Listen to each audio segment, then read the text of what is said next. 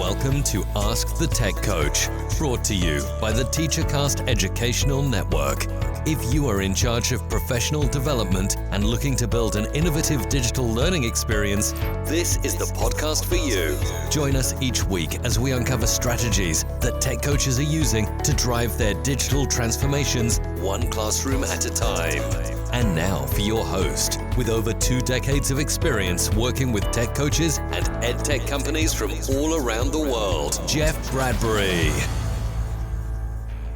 Hello, everybody, and welcome to the TeacherCast Educational Network. My name is Jeff Bradbury. Thank you so much for joining us today and making TeacherCast your home for professional development. This is Ask the Tech Coach podcast, episode number 219, and I have a question for you. Actually, I gotta be honest, it is a question that came into us recently over here on Ask the Tech Coach, and it is all about how we are keeping organized this week. And to help me answer this question from a wonderful viewer, I want to bring on Miss Sue Vincent. Sue, how are you today? Welcome back to Ask the Tech Coach. I'm great. Great to be back and great to have all of you guys out there listening. And again, one of those topics that I'm passionate about, organization and productivity. I'm so excited. Oh my goodness. This is one of those topics that I've been binge watching on YouTube. This is one of those topics that, there's a lot of good stuff in here. How do we stay organized? What is our tips and tricks? How do we put all this stuff together? I'm here to help you out. Sue is here to share some of the things that she's doing with her coaching program. But Sue, the other day I was also into our instructional coaching Facebook group. Yes. We now have over 1,100 coaches. I am so excited about that and want to say thank you to everybody out there who's been going in there. Of course, if you're new to the channel, you can head on over to askthetechcoach.com. Scroll all down to the bottom. You can join our Facebook group, our LinkedIn group. Don't forget, of course, to hit that subscribe button for the podcast. We are here each and every week to help you guys. And of course, we've been running this show for the last 219 episodes. But Sue, the question today is what? What is the question that somebody came in today and asked us all about when it comes to coaching and productivity? So the question, it was worded like this: how do I not only get organized, but stay organized during a long and crazy school year when I barely have time to sit down and breathe each day? I love this question. I Yes. love this question because, even today, the day that we were recording this, I think I was in 5 different buildings. And I had to do like a 2.5 hour long, orientation session. And I was working with multiple principals and I was doing virtual trainings. And you just don't have time some of these days to stop, think, potty, eat, right?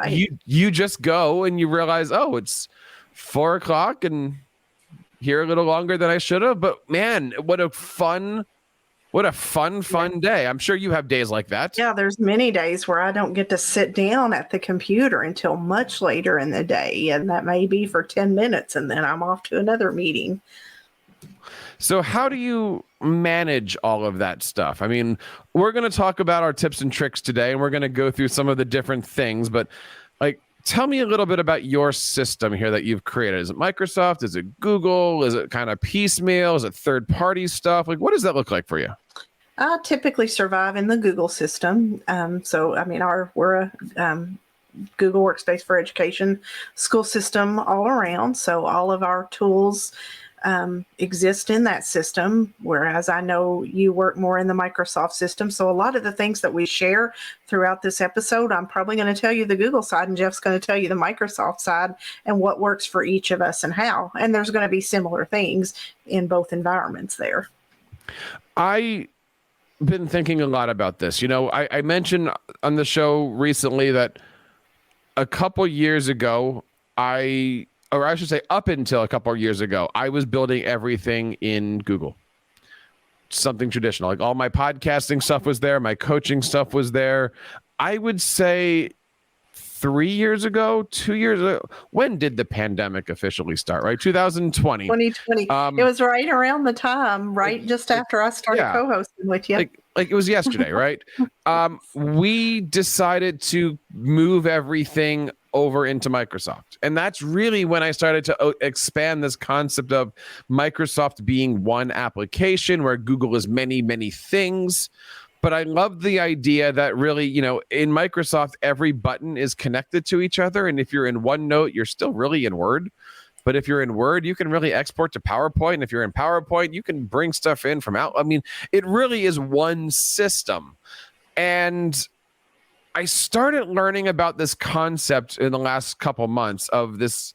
I don't know if you've heard about this thing called a second brain. Have you heard of this concept? I've heard the term going around. I haven't read up or paid close attention to it, but yes, the term has been kind of thrown around on Twitter and such. If you're new to this concept of second brains, it basically is this concept of anything that you're thinking about, anything that you have to process in your head, the stuff that gets bogged down and denies you the opportunity to be creative and constructive and do the stuff you have to do. How do you put a system together on the computer to do all that work for you? And I say specifically on the computer because I know many coaches out there are paper coaches. They have their planners, they write things down. I'm a big fan of a guy named Michael Hyatt. He's got his full focus planner. The whole thing is, here's paper, how this works. And if that's for you, awesome. Today, we're going to focus on the digital version of that stuff. And for the last, Sue, what has it been? 2 years, maybe? You and I have been building this podcast, and I've been building my coaching world really in a hybrid system. We started off a couple years ago. You and I were doing Google Docs. I moved everything to Microsoft. And for the longest time, my process was go into OneDrive, go into a template Google Doc, duplicate the template Google Doc, open the template Google Doc, add the StreamYard video link, send it to you, find the guest, email, all of these things. And that's just the process that any podcaster goes through, any content creator goes through. But I've been thinking about this. There has to be something, there has to be a different way. I mean, Sue, what's something that you do every week or every day? I know you've got your video channel, but like, what is a series of steps that you have to take that you're just like, man, there's got to be a better way to do this? Well, in my work with our KISTE organization, Kentucky Society for Technology and Education, I serve as the communications officer, and I schedule social media posts. So that's something I need to do every week. Every Tuesday, I need to schedule this post. Every Monday, so on and so forth. So I have to schedule those social media posts. So, there's ways you can do that. You can go on to Twitter and just, have those ready. Or there's other apps and tools out there that will let you pre-schedule all that. I think there's a better way of doing this. And if you're listening to this episode and would like to share, we recently put out a post last week in our Facebook group, basically asking what kind of a system do you use? And I want to say thank you to anybody out there who has already chimed in on our Facebook group. We've had people share Google Slides. We had a coach say, I have it was like a 12 slide Google slide deck. And I said, how did you do this? She says, every time I go in with a teacher, I copy this or I copy a slide and I've got this thing going on. And another coach is like, I use a OneNote and here's some of the different screenshots and stuff. So if you have a system that really works for you, I really want to hear this. I want to see what you're doing. Would love to either let's catch up by video or by email or whatever on Facebook.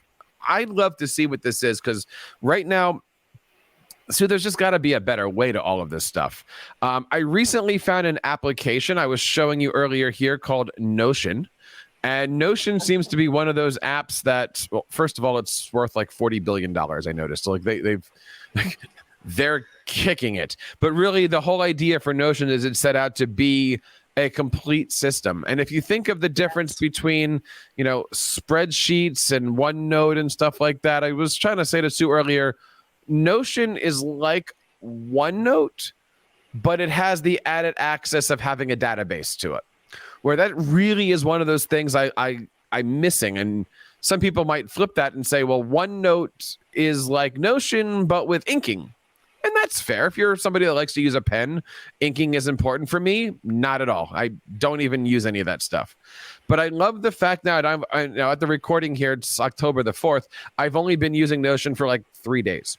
but already I've started to move all of our podcasts in there, all of our show notes, building all of the templates. And I'm quickly realizing that it isn't that my previous system was good. It wasn't my previous system was bad. These are all new things. But not to bore you about the podcasting life, I'm moving all of my coaching stuff in here. And the nice thing about what I'm doing with Notion is I'm starting to use it now for coaching meetings, coaching meeting notes, still using my data tracker, still using Google Forms, Microsoft Forms. I'm still linking out to those systems that I built before, but I'm finding that this is a lot easier. And so I'm curious to know what you're looking at. If you have a system that you want, please let us know if there's something that you're working on. But today, Sue and I are going to talk about some of those productivity tips that, these are important things when it comes to coaching. And we're going to talk about coaching productivity tips. We're going to talk about email productivity tips. We're going to talk about Google Drive, writing tips, a whole mess of stuff in here. But Sue, let's start at the top here. Yes. Coaching productivity tips, right? We talk about this first one a lot. What's one of the first things that every coach should set up so that way they're a little bit more productive when they're walking in and out of classrooms? Right. It's very important that you have a system to track your data, whether it be a conversation with the teacher or a class observation or a coaching cycle that you're working on. Have a system, whether it be in a Google or Microsoft form, to track that data. I agree. And we can also link some of our blog posts and podcasts on this one too. But having something that's going to be tracking our data, again, it could be a Microsoft form, could be a Google form. I did see somebody recently I was working with that put everything into like a spreadsheet view. But my question then to that person was, how do you get it in quickly? Like if you're working in a spreadsheet on your phone, it doesn't always work, right? iPad, Exactly. maybe, but I'm still not a big fan of Excel or Google Sheets on an iPad. I'm not a fan of that yet. Mouse click over finger, maybe, but definitely have some kind of a coaching data tracker using a form or something in there. And then really you take that spreadsheet, you make your charts and graphs. You take your charts and graphs and you can either put them into a Google Sites or an Excel dashboard or a slide deck or something that you can do to show off and showcase exactly what you've been working on all week in case you're ever asked or in case you're ever need to. If you haven't checked out Google Data Studio, that's such a nice way. It's fairly new, and I'm getting ready to get trained in about a month or so with some of the state digital learning coaches. So I'm excited to get some more training. Oh, wow! Use of that. I smell a Tech Coach Weekly video coming up soon from this. This is going to be great. Absolutely. So, data trackers. Absolute a must, right? And this is the thing that you say, who did you work with? How long? What's the topic? Do you need to follow up? Who's the teacher, grade level? All of that data that says, who are you working with? But in addition to that, you might be leaving a meeting with a teacher and you might be leaving a meeting with a principal and you might have some homework to do. You might have some things to worry about. So, Sue, what's the next productivity tip that every coach needs to be thinking about? Yeah, and this is a big one for me that I'm working on getting better at doing, especially digitally, as a task tracker. So I have become a huge user lately of Google Tasks. I've always, not always, but, for probably the last 10 years, I've been a Google Workspace user. And I always thought, Google Tasks, that's nothing. It didn't look it was just quick and kind of clunky, but they have made such huge improvements over the last couple years. So I use that now for my task, to track my task, my to-do list. And I can put reminders on there and it'll come right up as a reminder on my Google Calendar. And I have that quick and easy, and I don't have to put an extra Google Calendar date on there. I have that Google Task there to remind me, and it'll come up at the right time that I need it to.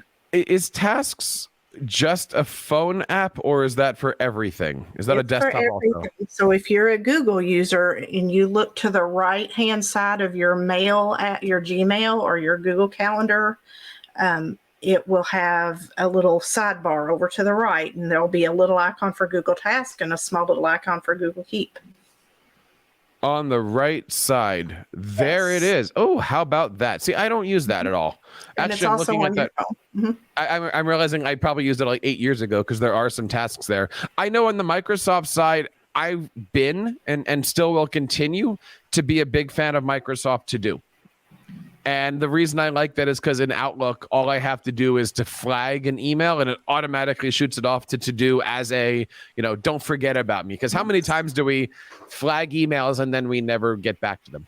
But having this one, and this is what I loved about the Microsoft system, having one application really flow between all these different properties, I think was great. I mean, obviously, creating habits is important, right? Like if you're going to build a system, do the system, right?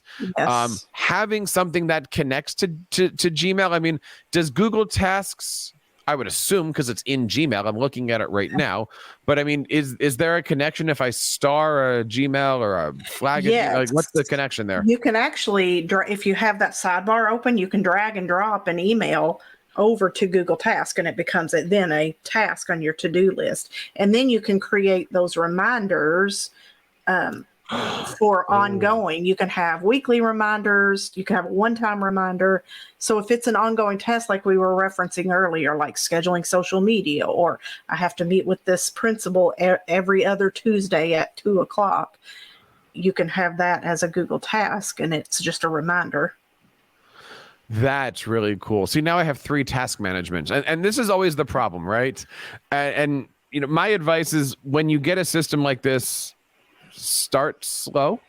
Yes. Right. I know myself. I found Microsoft. I jumped in. Right. I'm now looking at Notion. I'm trying to figure out what I'm going to do. But it really is like get good at something. And look, I'm guilty. I'll spend hours and hours building this thing, and then next thing I know, there's a squirrel, and my attention goes somewhere else. But it really is just figure out how to do something and then add to it.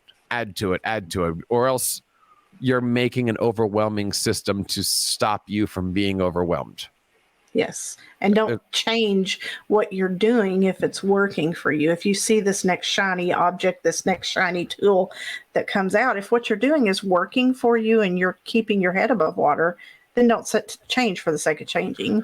I saw a video today that said if you can do something in less than 2 minutes, don't make it a task. Just do it. Just do it. Right? But that's hard because a lot of times you and I might be finishing up a meeting and it's like, all right, here's the 3 or 4 action items. Okay, there's a difference between an action item, I think, and a task, right? An action item is, dear teacher, thanks for having me over. I'm going to fix this for you. I'm going to take care of this, or let me build something, or whatever it happens to be, right? Those are the things, tasks, reminders. I know Google uses those two terms a little bit differently, but having those little takeaways, action items, I think are important. But they're important, right? Because these are the things that keep you into the classrooms. Like if you say to a teacher, I'm going to do something, make sure you're going to do something. Yes. One of those things that you can do is always make sure that you have a way for people to get in touch with you, a way for people to ask you to come out and visit them. What's the next system that a coach should have for themselves?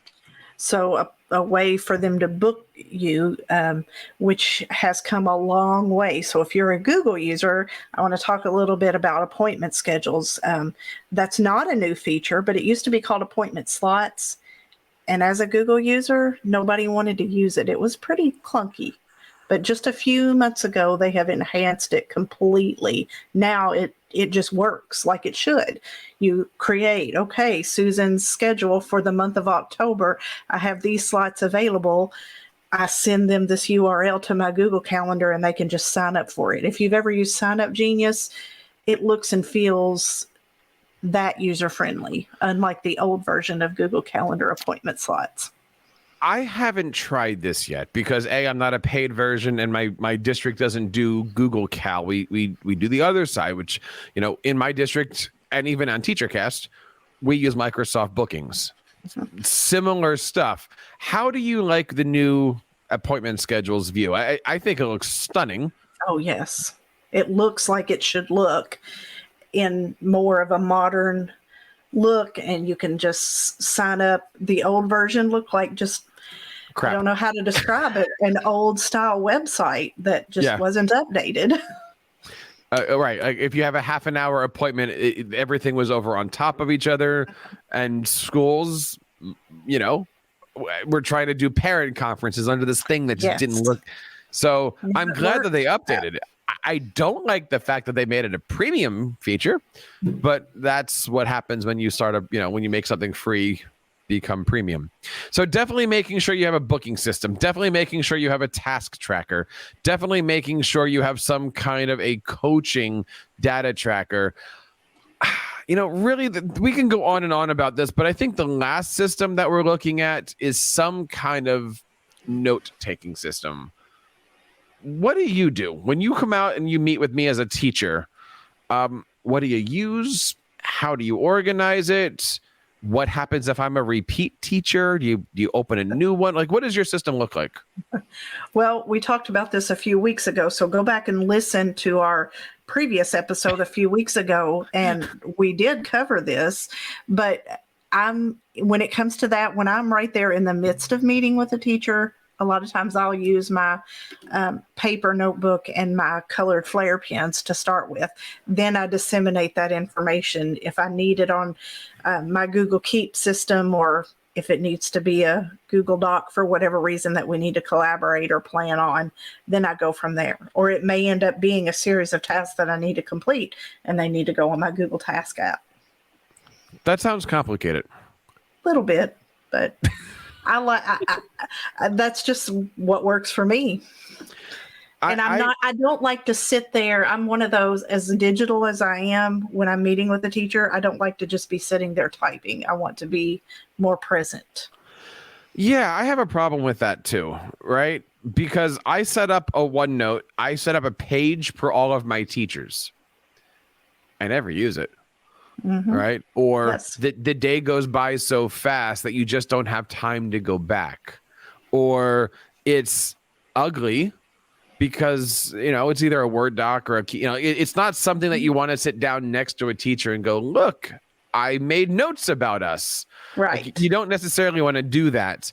I'm gonna flip back here and go, if you're doing this through Notion, I'm sorry, you can ring a bell every time I say this now, but the pages are just made to look beautiful. I'm looking at a system where if I create this the right way, I don't mind sitting down next to you and saying, look, here's everything. And here's a video that we did. And here, like, everything is in front of you.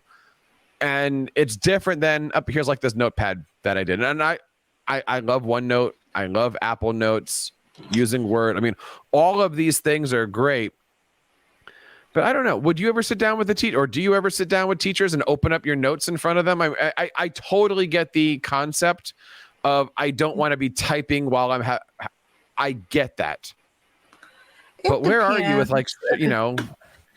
It depends on the situation. Probably deeper into it, and we're working on some coaching cycle things with our new teachers now in our school system, and we're just kind of at the beginning of the cycle now. So I'm still at the point where I'm getting to know them. And I'm writing, but as we move forward, where I've done some classroom observations and taking notes, that might be a time where I open up a Google Doc. And referring back to the page and the way Notion looks, Google Docs has added that new feature now where it has the page list thing where you can set it up almost like a long OneNote page, and all of the things flow down, and you could add videos and links and notes about suggestions that you're going to give to the teacher. So Google's definitely enhancing things as they move forward.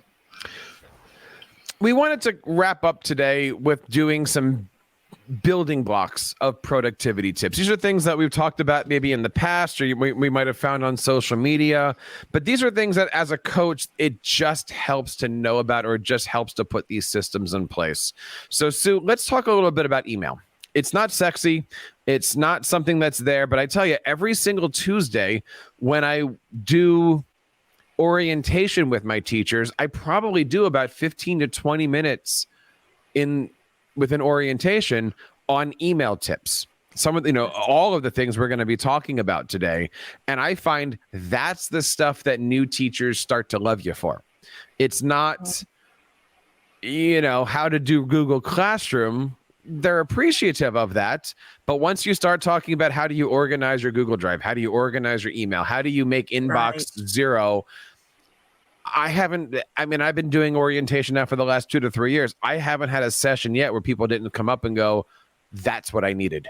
And they didn't know they needed it until you gave it. They didn't know they needed it, right? And so we're going to talk about things that are, Outlook specific, Gmail specific. I won't say specific, all of these applications have these features to them.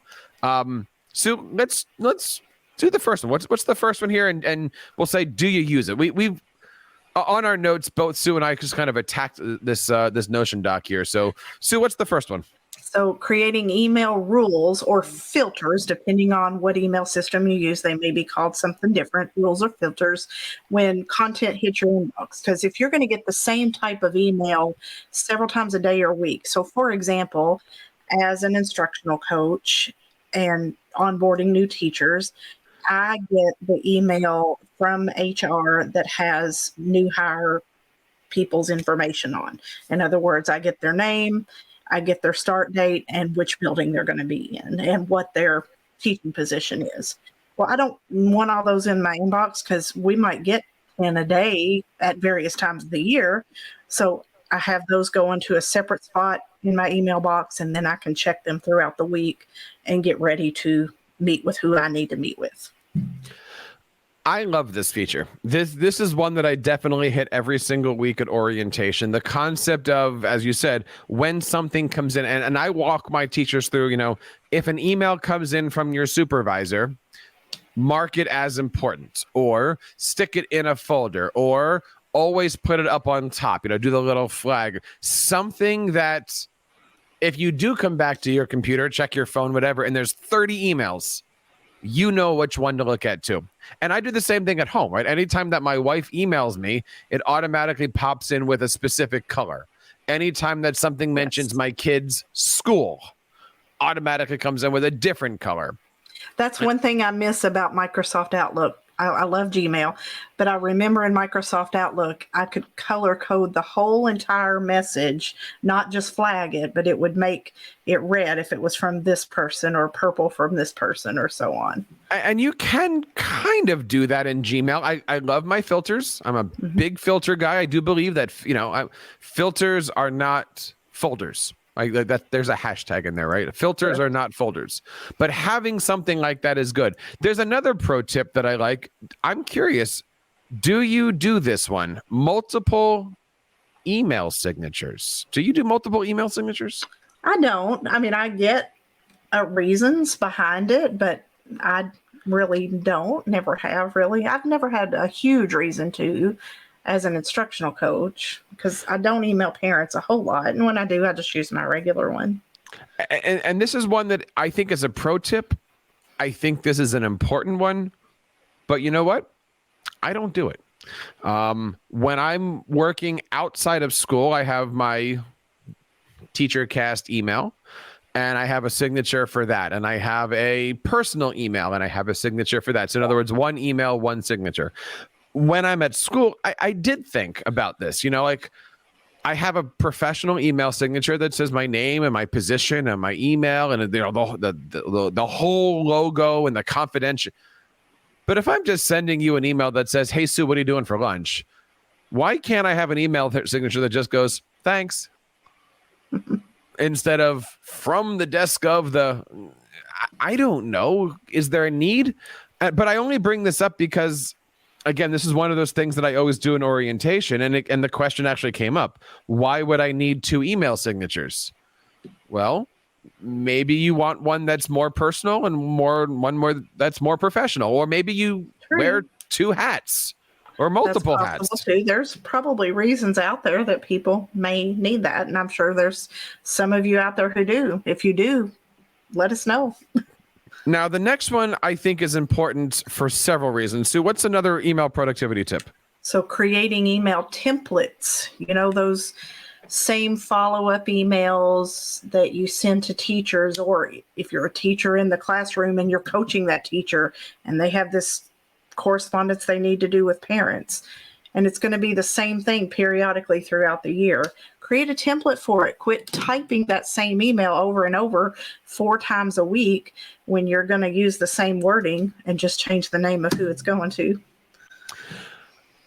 What is Gmail's official title for this? It used to be, what is it called? Canned responses. Yeah, templates. I believe. Did they change it to templates? I remember it used to be called canned responses, right?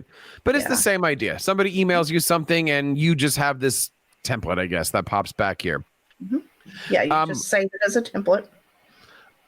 Other productivity tips, and we've kind of talked about this a little bit, but folders and labels, having them set up ahead of time. All right, these are some of these other things that I do at orientation is, make sure you've got a folder for every class. Make sure you got a folder for every important person in your life. Or, if you're going to be getting emails from, and I say in air quotes, that parent, put them in a folder, right? And I think that's also where Outlook isn't as good as Gmail, because Gmail, you can have multiple labels and multiple things in multiple places, where Outlook it's in the folder. But other than that, make sure you have those set up. You mentioned something also here on the notes I thought was kind of interesting. Schedule send. What is that, and how do you use it? Well, thinking about those emails that you might need to send to teachers, but like there's times when I need to email teachers and I think of it on a Friday at lunchtime, and I'm like, they're not going to read this on Friday afternoon or over the weekend. So then I schedule that message to send at 8:00 on Monday morning, when they're more likely to, or 7:30 or something, when they're more likely to be arriving, opening up their mail. Or if it's, you're coaching a teacher in communication with parents, they may need to schedule that newsletter to go out on Friday afternoon at 4:00 instead of waiting until Friday after school when you're getting ready to leave and you're heading out for the weekend. Finish that newsletter on Thursday, schedule it to send on Friday at 4, so then your parents have it for the weekend. And in Gmail, this is a native feature. I know it's been a few years. It used to be called Boomerang, which was like a third-party application. This was going back a few years, though, now, right? Yes. Google, it's been at least 2 years or so that they've added the schedule send feature right in there. If you have any email productivity hacks that we haven't talked about, I would love to hear from you guys. I know one of the things that I kind of give as homework for all of our new teachers is spend the weekend playing in your Outlook settings. Again, I know that's not sexy, but the point is there's a lot of stuff in there, right? So, I especially like the applications that say, light mode versus dark mode. And sometimes you can toggle that on and off. And sometimes it's depending on like what your Windows or Mac settings are. But, if you like your email box in dark mode, that's a productivity tip right there. Whatever is going to help you out, whatever makes it easier. On top of that, let's just kind of wrap this up, because look, we can do this all day, and I would love to have you listening to this be on our show the next time we talk about this. My favorite one, I think, and the one that I talk about a lot when we do these stop, drop, and get organized classes, Google Drive, OneDrive, Dropbox, whatever you want to call your digital hard drive. I'm going to put you on the spot, Sue. Is your Google Drive clean? Is it a messy Google Drive? Clean. I can't stand it to be messy. I probably knew that answer. I didn't set you up on purpose on that. Mine is, I try to keep mine clean, but because of all the training that I do, it just ends up getting messy, and then I have to like delete all the untitled folder things. But let's talk a little bit specifically about Google Drive. We can hit the Microsoft stuff up when we do like a full Microsoft show. But what's one of your top Google Drive productivity tips? Well, color code those folders. Whether you have rhyme or reason to them or not, even though it may not look like you have rhyme or reason, you probably do. You're going to make the stuff you use the most, typically human nature, probably red or something, but just color code those folders. They'll stand out. You're not searching so much, especially if you're one of those with the messy Google Drive. I love that idea. I use color-coded easy for me to say. Color-coded folders in a variety of ways. Yes, I might do them by topic. I also might do breadcrumbs, whereas if I don't want to be thinking, I'll just go blue, blue, blue, blue, blue. And I'll know I'm going to find a certain thing because I might use that folder a lot, right? There's many, many ways of using color-coded I can't talk on this. It's been a long day.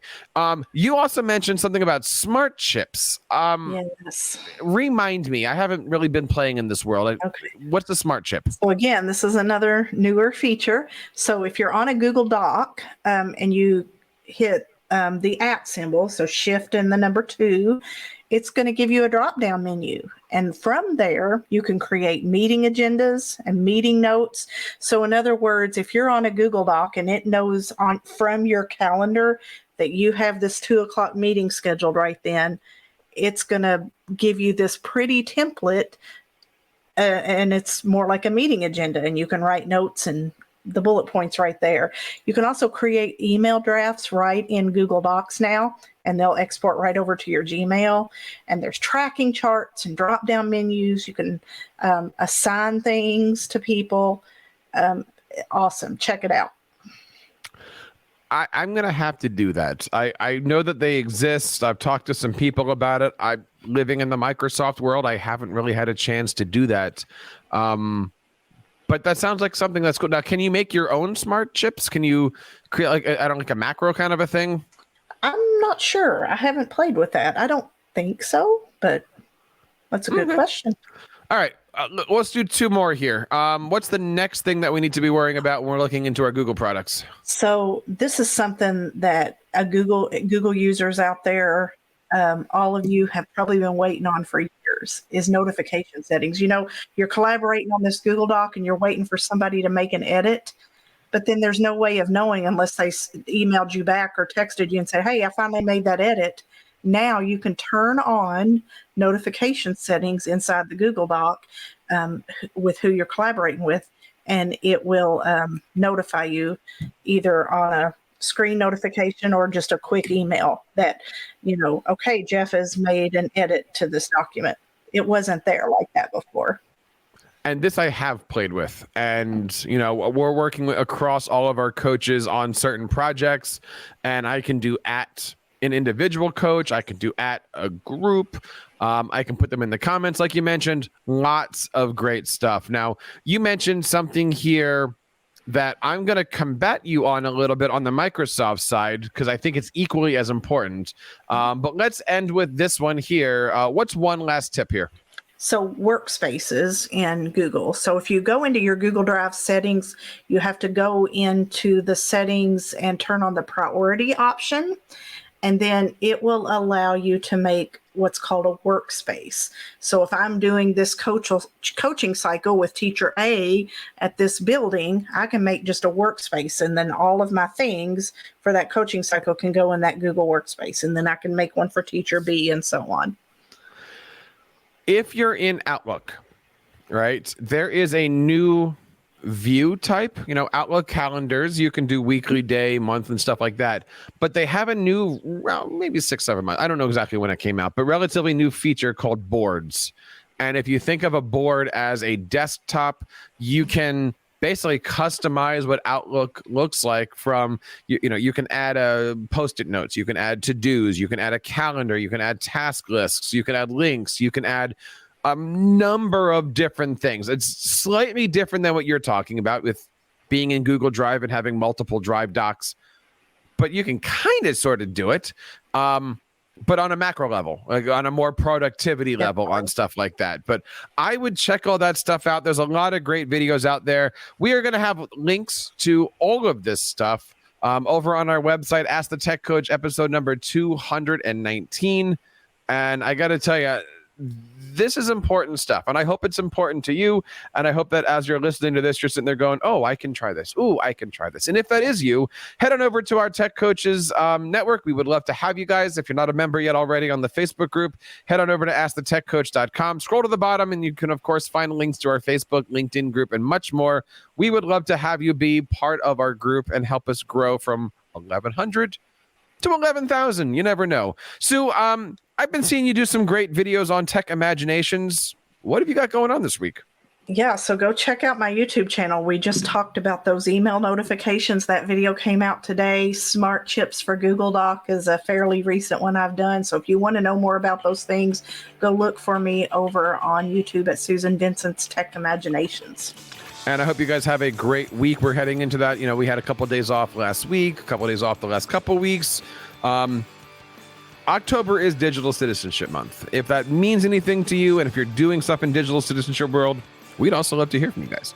So I know we're working on a lot of digital citizenship stuff in our district, and we're going to be producing more stuff here on TeacherCast to support digital citizenship.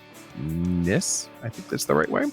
So anyway, thank you guys for taking the moment out and listening to this. On behalf of Sue and everybody here in the TeacherCast Educational Network, my name is Jeff Bradbury, reminding you guys to keep up the great work in your classrooms and continue sharing your passions with your students.